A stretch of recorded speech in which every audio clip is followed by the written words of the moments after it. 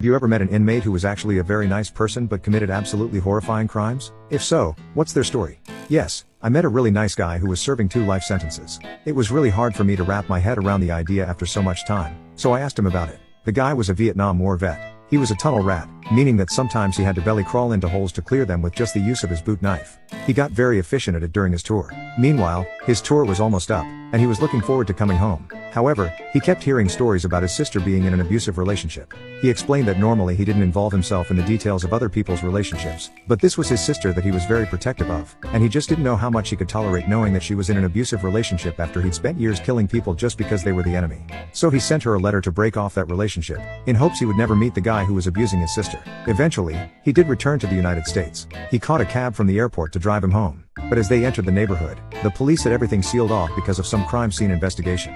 He didn't want to step on anyone's toes, but he did explain that he was just returning home from Vietnam and only